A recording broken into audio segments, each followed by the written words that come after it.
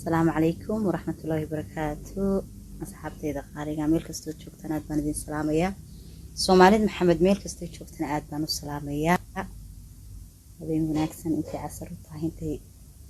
ظهر وطاهي كل ولا كلا شو دوين يحي آد بان دين سلامية ميل كستو جوجتان. مهمة عاوة فيديو كانوا دوبيا وحويان الرقبة تشره ku ceesha barabogandada aflagaadada dumarka iyo ceebaha iyo cayaha iyagoo dumar la dhashay oo dhaleen oo waxaan ku yiri ay qabaan oo la dhasheen oo dhali doonaan ayaa rag baa jira ku ceesho ku tamariya aflagaadada iyo barabogandada dumarka ragaasan caawa la hadlayaa waxa jirtay saakun baan ku arkay facebooka inaan yaroo aad u caataa oo aragiisuba aanu run sheegayn qof baaba wax ka soo sheega oo hadalkiisa markaad ka yaabto codkarnimadiisa ayaaba tiraahdaa waa nina iska daawaa way ka dhacday ama saasaabay ka noqotay laakiin midaad moodo inay gaajo ku raagtay codkiisuba codkarnaan ahayn oo hadalkiisuba aanu run sheegayn ayaa wuxuu yiri waxaan ku maqnaayoon xogogaal oo arrin xogogaal aan idin wada in badan aan soo baaray xamda kuwiino intuu nin fankii ka saaray atri business baan furanaya sidan iyo sida blue bala ayaan ku maqnaayoon arrinkii baan soo waday horta kaatibaatay baan ku leeyay ceebaha dumarka iyo waxaan ku yiri propagandada u arsaaq doontay intay dadka ilaahay ya arsaaq ya fataax leeyiin ayaad adigu been iyo kaatibnimo iyo wax maalinta qiyaamada la soo dambeyn doonad barta u furatay qalbiga inaad cayr ka taybaan ku sheegaya adiga iyo nooca kula midkaaba nooca adiga iyo nooca kula midkaaba la kula midka arsaaqka doona nolol maalmeedkoodii iyo ceeshkoodii arsaaqdooduba ay ku xidhantay halka intay soo fadhiisteen YouTube yar intay samaysteen ka raadinaya nolol maalmeedkii cayiya aflagaado iyo been abuur hablo hore badan baa la wadwaday miiriyaha oo adiga iyo inta noocaagaas hadda ilma xalaal ma oran karo waa ilma xalaal because qof hooyo dhasho gabadhi dhashay oo ilma xalaala halka intuu soo fadhiisto been abuur intuu sameeyo qof bini aadan ceebihiisa iyo propagandadiisa ma wadwado ma garatay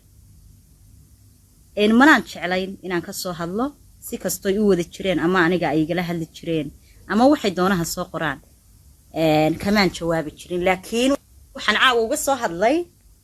uga soo jawaabay Soomaalidu waxa la yiri dhakaliyay leedo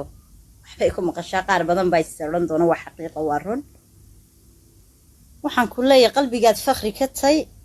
qalbigaad aad fakhri uga tay ilaahay arsaaq dhaanta beenaha adiga sameynaysa intaad halkaa kamarad hawl u gashay kamarada u soo qaadatay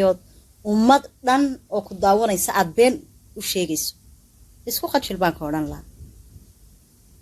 oo amal intan dhaama raxmaankan ku weydiinay ilaahay ha ku siiyo marka hore intaad soo hawlayso qof beenaad ka sameynayso oo leeday war xaqiiqa kuwa dhageysanayana waxaan leeyahay ilaahay wax dhaama haydi siiyo intaad kaatibka halka soo fadhiistay aniga iyo habla badan oo sharaf laba wax ka sheegaya adigana amal Allah beenaha iyo wax la soo dambeyn doono afkan aad buu u fududiyay markaad leedahay qof been abuur ka sameynaysa laakiin maalinu aad u cuslaan doono oo cadeymaheedana aad soo xambaarsanaan doontaan rajeynaya inaynu meel tan ka awood badan aynu ku kulano markaan waxaan leeyahay hadaad beenaha aad wadaan ka waantoobi weydaan ilma xalaalka lama hadlayaan dad badan oo sharaf laba jiro YouTube yeele oo siyaabo kale u isticmaalay laakiin ilma xalaalka anigu lama hadlayo nooca ilma xalaal kuma tilmaami kara anuu yee waxaan la hadlayaa nooca waxa ku shaqaysanaya hadaad ka waantoobi weydaan wallahi waa leedka shaqay oo gacan bira ayaan iskaga keen qaban doonaa maalmo hore waxa jiray in la soo galiyay hees aan waqti hore qaadnay oo mala ku saabsanayd xashiish iyo dawladda hoose iyo adu arrimo saasa marka oo laga dhigay hees cusub xamda kuwin baa fanki ku soo noqotay sidan anu fanka idinku idimaydaan soo galin idinkana idinkamaan bixin ma garatay umanay baahnayn ee sababtan u bancaa waa idin raacinaya inaan ka yara meesha ka soo hadaaqayo haddaan ka baxayna idinkamaan bixin haddaan soo galana idinmaan soo noqon baan leeyahay markaa mana garanayo sababta loo soo dhigay wallaahi anugu kooxdii aan ka tirsanaa inankii uu musicianka ahaa iyo intii dee aan isku bahda fanka aan wadahayn waan ogeysiiyey intii heesahayga haysay heestan waqti xaadirka lama soo dhigin YouTube lama soo gelin Axmed Weli waan u sheego wixii heesayga haysay dhulka dhig badankood habla kalaaba qaaday oo heesaha qaaday marka de ma garanayo reasonkay loo soo dhigayo ama loo soo gelinayo maynba maxay ka tay heesa kale oo ama xashiishka ama de wacyi gelin nadaafada lama waayino fanaanin way buuxaan igana cod macaan igana qurux badan ma garateen marka waxaan leenahay iyagana aynu kala xishoon ixtiraam iyo wanaag iyo sharaf iyo karaamo aynu soo haynaa dad walaalada iyo baatiin dad ixtiraam iyo karaamo ku kala tagay bay indunay oon marnaba ceed ku farxaya iyo kii ku fanka dibadan ka ahay awlkaadigu weydeen wixii idinkaan afkayga idinka sheegay ayeen isku ognahay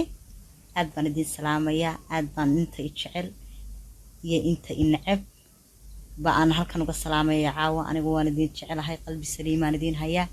laakiin midkaas oo kale waxay noo ballanay in isku qabano dadka nooca u dhaqmaaya inaad idinku fiirsataan maaha wanaagiinaan jecelnay ixtiraamkiinaan idin haynaa ma garateen